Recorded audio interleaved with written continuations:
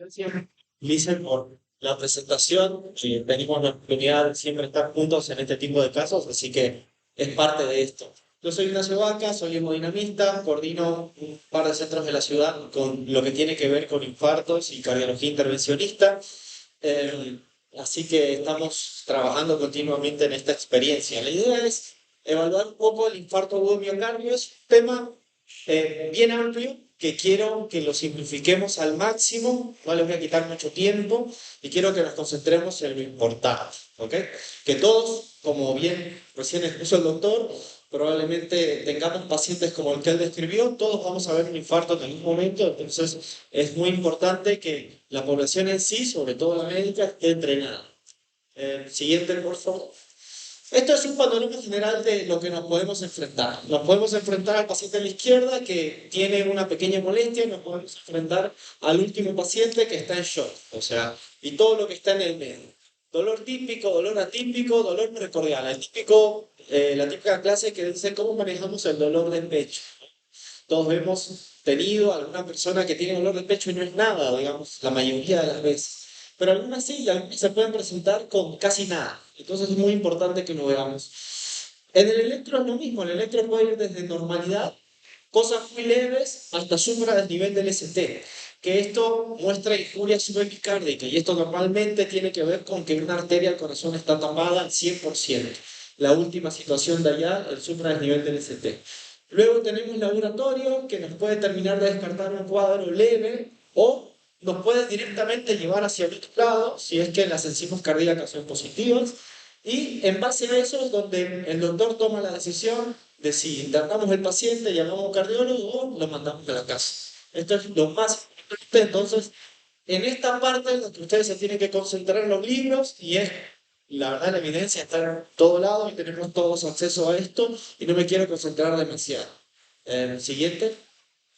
Lo mismo en situaciones que no hay supra del nivel del ST, o sea, si hay un paciente que tiene dolor de pecho, el electrocardiograma es lo más básico del mundo, todos deberíamos tener acceso a eso y el deber es promover el electrocardiograma en toda situación, en todo momento. Si es normal, bueno, tenemos la oportunidad de ir a un laboratorio. Si el laboratorio es normal, entonces tenemos la oportunidad de ir a un segundo laboratorio unas horas después. Si eso es normal, el infarto está descartado. O sea, ese paciente nosotros con un nivel de seguridad de 99.9% le decimos sin necesidad de un cardiólogo de que el paciente no está teniendo un infarto. ¿Ok? Entonces lo mandamos a la casa, vayan a ver por ambulatorio. Todo lo contrario pasa si es que el electro es anormal y si las enzimas son positivas, ¿no? El lado principal, que es el que no puede esperar, es si hay elevación del segmento ST. Ahí no esperamos el laboratorio de nada. Ahí tenemos que intervenir lo más rápido posible y ahora vamos a ver por qué. Siguiente. ¿Cómo tratamos esto? ¿Cómo tratamos esto? O sea, tenemos un paciente con sospecha de infarto, ¿qué tenemos que hacer? Normalmente uno intenta con el médico aliviar el dolor de manera principal, antes se daba mucha morfina, antes se daba muchas cosas concentradas en el dolor. La verdad es que probablemente tratando con medicamentos cardiológicos estemos calmando el dolor de todas maneras, porque el dolor es secundario a que la arteria está tapada. Entonces tenemos que hacer todo lo posible para que la arteria se destape, aunque sea transitoriamente, y nos compre horas, digamos, y que el corazón muera. Porque la idea que ustedes tienen que tener es que arteria tapada no lleva oxígeno, el corazón muere, el corazón no se regenera, entonces queda una cicatriz. Eso es lo más importante.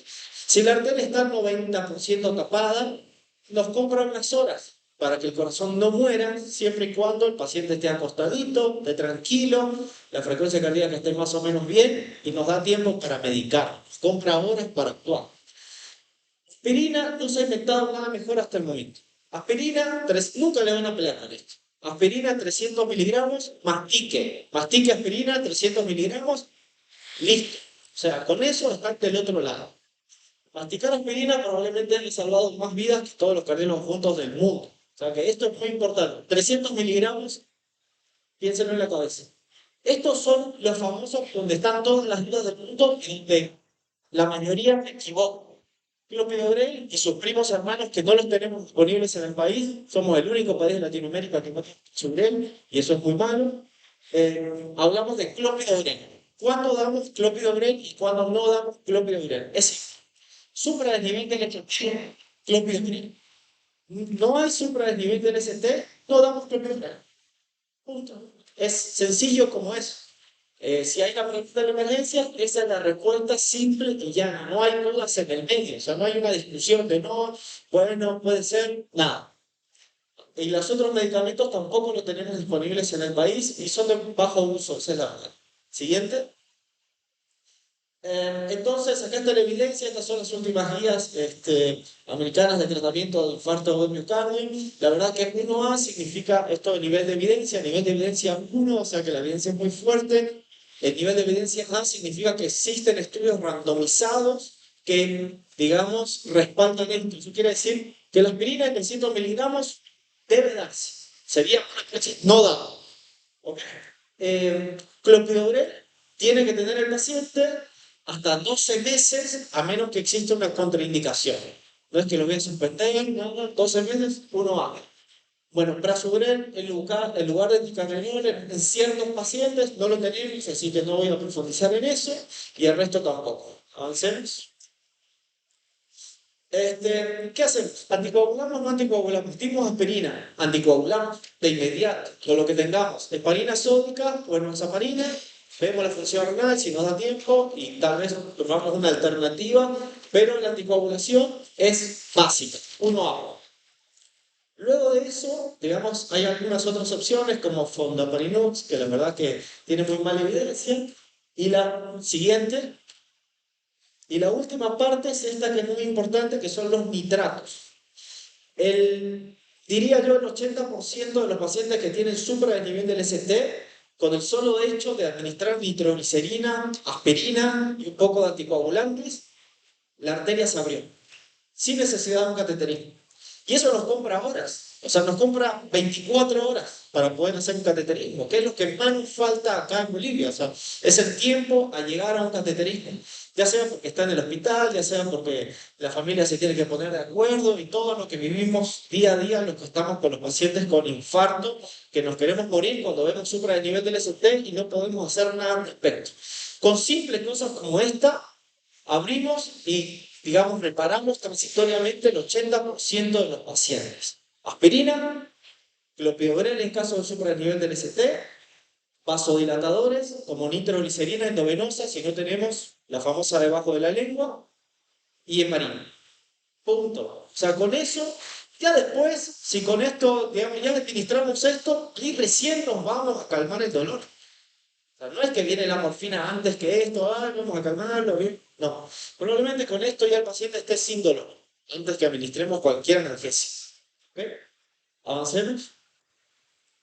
Entonces, quiero presentarles un caso clínico que tuvimos parálisis en las menos de 48 horas, que esto es el mundo ideal.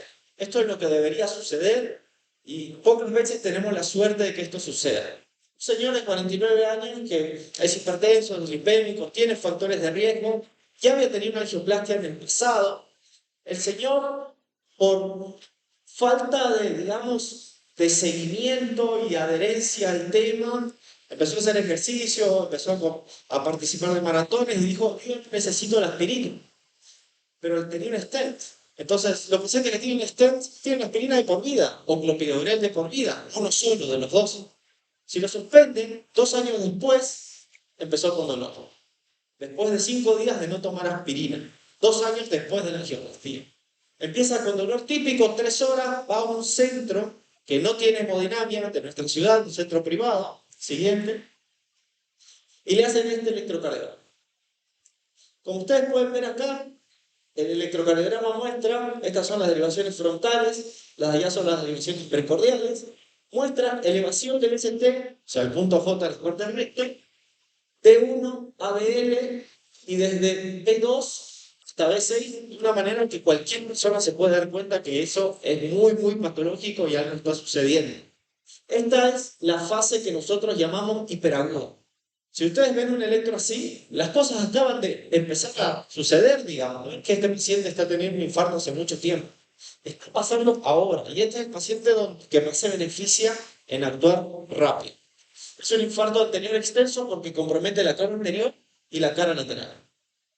¿Ya? Ahí, a partir de ahí, en unos días vamos a estar discutiendo, según el electrocardiograma, si podemos diagnosticar qué arteria está tapada. O sea, con este electrocardiograma podemos decir que un 80% más, con un 85% de seguridad, según estudios, la arteria descendente anterior, que es la principal del corazón, está tapada al 100%. Entonces tenemos que actuar lo más rápido posible. En esa clínica hicieron todo esto, por suerte, estaban hicieron aspirina, volvieron a darle clopidogrel, no me fueron. Siguiente. Entonces el paciente es trasladado a una de nuestras clínicas, donde inmediatamente, al nosotros tener comunicación con el cardiólogo, en lugar de ir a la emergencia de la clínica, fue directamente a nuestra sala de hemodinamia. O sea, vimos que había fracasado, entre comillas, o no había sido efectivo en la medicación, entonces no íbamos a hacerlo pasar por emergencia de nuevo y todo el tema. Ambulancia, directo a la sala de hemodinamia, nosotros esperándolo vestido para pinchar la arteria radial, arteria de la mano, sin cirugía cardíaca, y avanzar unos catéteres para realizar un cateterismo cardíaco. ¿Le puedo dar play, por favor? Acá, como ven en este lado, este es el lado izquierdo del corazón, donde, como pueden ver ahí, ya está en una cuerda pasada, hay un stent antiguo. Volver a reproducir esta, por favor. Para atrás. Otra vez para atrás. Para adelante. Ahí está. Y ahí van a ver que está el stent ahí abajo, está la cuerda pasada, pero la sangre no pasa. Entonces esta arteria está 100% tapada. ¿Cuál es el mecanismo de esto? Es coágulo, porque el paciente no toma la aspirina. Entonces, ¿qué tenemos que hacer? Destaparla mecánicamente, como hicimos, al haber tanto coágulo, al haber pasado una cuerda y no se destapó un poquito, estamos obligados a aspirar. ¿Qué hicimos? Siguiente, le aspiramos ese coágulo de la arteria con un dispositivo que se llama tromboaspirador, que si el nombre de la charla era ¿qué hay de nuevo? Bueno, esto es un poco habitual que lo veamos en nuestro medio, digamos, son herramientas que nos permiten abrir la arteria. O sea, nosotros tenemos que hacer todo lo posible para abrir la arteria. Si vimos un lugar que tiene hemodinamia y no tiene estas herramientas, entonces no nos sirvió de nada, ¿eh? O sea, quedó en lo mismo. Cueste lo que cueste, a veces cuesta poco, a veces cuesta pasar la cuerda y poner un stent en menos de 5 minutos y a veces tenemos que estar peleando horas. Cueste lo que cueste. Entonces, pusimos esto, sacamos este coágulo, siguiente, para atrás. Entonces ahí con un balón inflamos un poco y eso que ven allá, dale play ahora, es un stent. Es un nuevo stent que estamos poniendo en ese lugar después de que aspiramos el coágulo, porque seguiría habiendo coágulo residual. Es un nuevo stent farmacológico de última generación. Siguiente. Y ahí, como ven, otra vez la arteria recibe flujo. Este es el objetivo, que la arteria reciba un flujo como el que ven ahí, nítido, rápido, que nosotros llamamos TIMI3, que es una clasificación, que eso me dice a mí que esa sangre está llegando al músculo, que es el que vive o muere, digamos. Entonces, con este es un resultado óptimo, que sucedió en menos de 3 horas desde que el paciente, a pesar de estar en nuestra clínica, acudió con dolor de pecho. Entonces, esto sucedió dentro de los 180 minutos, pero en un paciente que estaba en otra clínica. Siguiente. Este es el mundo más o menos ideal. ¿Qué pasa acá? Estamos en lo libre. Son datos. El problema es que no tenemos datos. Según el ministerio, dice que el 24% de la población fallece por enfermedad cardiovascular. Digamos, la verdad que son datos que no sabemos de dónde los sacan, digamos, ¿no? Las causas de muerte que uno pone en los certificados. Pero eso no es digamos, no son datos fidedignos. Y los cardiólogos hemos pecado durante los últimos 20 años en no hacer investigación y no registrar lo que está sucediendo con nuestros pacientes. Y eso es un problema, es uno de los problemas principales. Y ahora le voy a mostrar por qué. La Sociedad Boliviana de Cardiología estima porque se les ocurrió, porque lo comparan con ciudades y países, yo soy parte de la sociedad, así que me da gusto, que son parecidos, entonces estima que hay unos 5.500 infartos en todo el país. Digamos, es imposible saber, pero son los datos que están publicados de ellos. No existen datos estadísticos de cuántos pacientes se reperfunden, ya sea con angioplastía o con estreptoquinasa o con lo que sea, o con trombolitis. Y la mortalidad del infarto tampoco. No sabemos cuántos pacientes de que tienen infarto mueren y cuántos no mueren. O sea, no sabemos lo que estamos haciendo. Siguiente.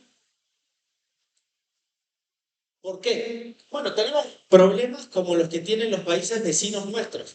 Tenemos un sistema de salud fragmentado, tenemos el Hospital San Juan de Dios acá, junto con todos los hospitales públicos, tenemos las cajas, caja 1, caja 2, caja 3, tenemos las clínicas privadas, o sea que todo está fragmentado, ¿no? O sea, no es que tenemos un sistema de salud que está comunicado. Si no hay angioplastia en un lugar, no es que se comunica al otro lugar para decirle, oye, mira, no tengo angioplastia, vendeme, comprame. Eso no existe, ¿no? Por problemas que todos conocemos. Políticos, médicos, podemos hacer una lista. Múltiples sistemas de emergencia, el doctor recién lo hablaba, que es todo un negocio el tema de las emergencias, de las ambulancias que te llevan de un lugar a otro, entonces no sabemos a quién llamar, no tenemos un número único que decimos, tenemos una emergencia, llamamos al este y este me va a llevar al lugar más cercano o al lugar más adecuado, eso no existe, entonces eso, no existe eso, digamos. Y existen múltiples centros, con y sin hemodinamia. Yo estoy cargo de una clínica famosa pero no tienen las herramientas. Y eso yo no lo sé. No está en mi deber saber qué clínica tiene y qué clínica no tiene. Entonces, si viene, me saca de mi casa una ambulancia y me lleva a un centro que no tiene hemodinamia, escucha, o que no tiene por lo menos una terapia intensiva, una emergencia adecuada, tú sabes lo mismo que nada. Perdemos tiempo y ese es el problema. Y tenemos una ausencia de la cultura de reperfusión, y eso ya está en ustedes, porque la mayoría de los pacientes los salva el primer nivel, o sea, los salva la primera atención médica, no el cardiólogo. El cardiólogo me dijo al día siguiente bien despierto, digamos, diciendo, pucha, qué bueno, mirá, no le abrieron la arteria, son todos unos burros, no sé qué. No estuvimos a la noche nosotros, estuvieron ustedes. Entonces, no hay una cultura apoyada por nosotros, no hay redes de atención que se puedan comunicar y nuestro apoyo político es paupérrimo. Vamos, siguiente. ¿Qué deberíamos hacer y dónde queremos llegar y qué es lo que, digamos, proponemos en un mundo utópico en el cual hay que trabajar mucho? Y bueno, de eso depende un poco de todos. Siguiente, que nosotros tengamos una red donde el paciente que tenga molestias tenga el primer contacto médico, ya sea un médico, sea un centro que tenga hemodinamia, angioplastia, sea una ambulancia, o sea un centro que no tenga hemodinamia, en menos de 10 minutos le hagan un electro. Menos de 10 minutos. Ese es el objetivo. O sea, no es que, oiga, mire, ¿cómo se llama usted? Dime su carnet, nada. Electrocardiograma, menos de 10 minutos. ¿Tiene supraesnemic LST? ¿Sí o no? Esa es la pregunta. ¿No tiene? Allá, bueno. A esperar, acuéstese acá, vamos a tomar sus datos. Esa es la pregunta. Y la estrategia, digamos, ¿no? Es el electro en menos de 10 minutos. Siguiente. Entonces, electro en menos de 10 minutos, dolor de pecho, llamada, electro en menos de 10 minutos. ¿Qué hacemos? ¿Vamos a un centro con hemodinamia o sin hemodinamia? Si vamos a un centro que no tiene angioplastía, entonces, y sabemos que o no sabemos cuánto va a tardar una ambulancia en llevarme a un centro que sí tiene, o no sabemos si realmente le van a poder abrir la arteria en menos de 120 minutos, entonces ese centro debería abrir la arteria con medicamentos que se llaman trombolíticos, que son mucho más fuertes que los anticoagulantes, que lo que hacen es intentar romper el coágulo y comprarnos más tiempo. No sucede esto normalmente, lo que sucede es lo enfriamos el infarto y bueno, y después lo trasladamos en horas. Al paciente a un centro que por ahí sí tiene hemodinamia, que ese centro, como recién mostramos el ejemplo, debería tener la capacidad que desde que el paciente ingrese, en menos de 60 minutos abrirle la arteria con cero. Y eso es lo que nosotros trabajamos en nuestros centros, pero no es suficiente, pues, ¿no? Porque no estamos en los centros públicos, en los campos y todos esos temas que es donde está la mayoría de los pacientes. Entonces, combinar estas estrategias es lo mejor que puede suceder y para eso pues, tenemos que volver para atrás y comunicarnos mejor. Siguiente. ¿Cómo hacemos? Esto, trabajar en la educación de los que vienen. Eh, actualizar, capacitar, campañas para que la población sepa que si tiene dolor va a ir a un lado, va a ir al otro y presionar un poco a quienes nos gobiernan. Siguiente. ¿Cómo hacemos? Hay que registrar, todos los centros deberían registrar, y estamos trabajando un poco en eso, de registrar los infartos, sea lo que sea que hicieran. Crear las redes para que todos intenten estar comunicados, las sociedades científicas que también estén más unidas, uso de telemedicina. Es simple, el electrocardiograma, digamos, si ustedes, yo les dejo mi contacto y si alguno tiene una duda con un electro, me manda un mensaje de WhatsApp, tiene o no tiene sombra a nivel de NST, los ayuda a salvar una vida, es lo más simple del mundo. Y programas que tomen en cuenta esto y que midan el tiempo. Siguiente. Entonces, crear programas, hacer medicina basada en la evidencia y que los protocolos sean institucionales y de mejora continua es una de las cosas que tenemos que hacer. Siguiente. ¿Y cómo es esto? ¿En qué estamos trabajando? Acabamos de unirnos a un programa internacional que se llama STEM Save a Life, que lo que hace es interiorizar a los centros y a los que quieren mejorar. Estamos invitando a todos los que podemos para que puedan ser parte de esto, y el objetivo es más o menos esto. Empezamos el año pasado haciendo un mapping de la situación, como recién les comenté. Saber qué centro hace, qué no hace, más o menos qué posibilidades tienen, etcétera, etcétera. Saber dónde estamos parados, cuáles son las barreras. Para 2025 iniciar registros prospectivos donde podamos registrar los pacientes, sumarnos a esto cada vez más personas y crear programas para que en los próximos años esta inspección nos pueda llevar a crear mejoras. Siguiente. Entonces, digamos, como un resumen, los datos son muy limitados en nuestro país, lamentablemente. La práctica es muy diversa, secundaria, digamos, a falta de unificación de criterios, cada uno hace lo que quiere. Pero tenemos una oportunidad para mejorar. Y así es como lo tenemos que tomar desde un lugar crítico. Cada uno tiene que evaluar la forma de cómo podemos mejorar desde nuestro lugar. Y obviamente, si no presionamos a los que nos gobiernan, ellos no van a hacer nada, y para eso tenemos que estar unidos, las sociedades científicas, y a raíz de eso ir para adelante. Muchas gracias. Deseo.